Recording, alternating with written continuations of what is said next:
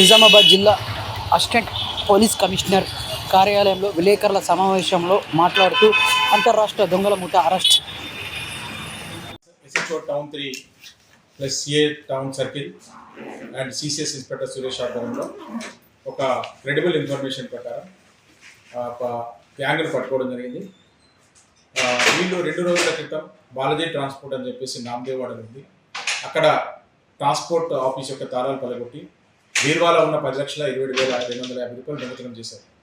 ఆ తర్వాత మనం సీన్ ఆఫ్ ఫండ్స్ విజిట్ చేశాము.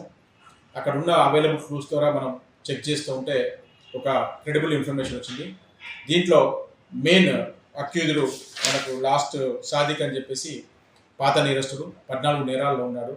అతను ఆ రోజు ఆపరేట్ చేసినట్టుగా ఇన్ఫర్మేషన్ ప్రకారం టోటల్ టీమ్స్ 3 టీమ్స్గా ఫామ్ అయ్యి అలర్ట్ చేసి సాదిక్ను, తర్వాత అతనితో సహకరించిన ప్రకాష్ని, షాదుల్లాను, తర్వాత నీలకంఠంని అరెస్ట్ చేయడం జరిగింది.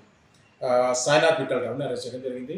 వీళ్ళందరూ కూడా క్రిమినల్ హిస్టరీ ఉంది. సాయినాథ్ విఠలరావు కూడా ఇంతకుముందు మర్డర్ కేసులో ఉన్నాడు, ఒక అటెంప్ట్ మర్డర్లో ఉన్నాడు. సయ్యద్ సాదుల్లా కూడా 16 కేసులో ఉన్నాడు. అలానే ప్రకాష్ రావు కూడా మనకి 4 అఫెన్సెస్లో నేరాలలో ఉన్నారు. వీళ్ళందరినీ కూడా అరెస్ట్ చేయడం జరిగింది.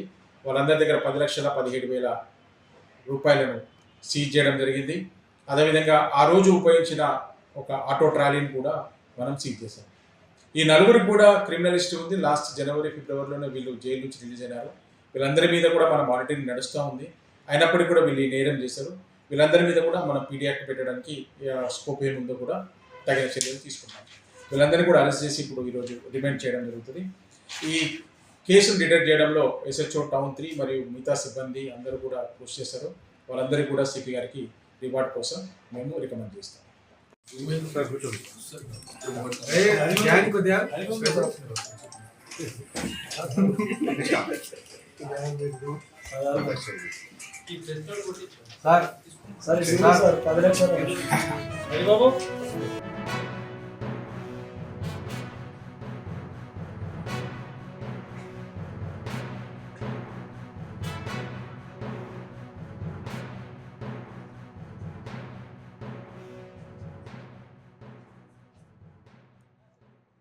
లేటెస్ట్ న్యూస్ తెలుగు మరియు ఇంగ్లీష్ అప్డేట్స్ కోసం ఇప్పుడే క్యూన్యూస్ అఫీషియల్ యాప్ని ప్లే స్టోర్ నుండి డౌన్లోడ్ చేసుకోండి. సరికొత్త సమాచారాల కోసం క్యూన్యూస్ వెబ్సైట్ని ఫాలో అవ్వండి. ఛానల్లో ప్రాంతీయ, జాతీయ, అంతర్జాతీయ వార్తలు వీక్షించండి.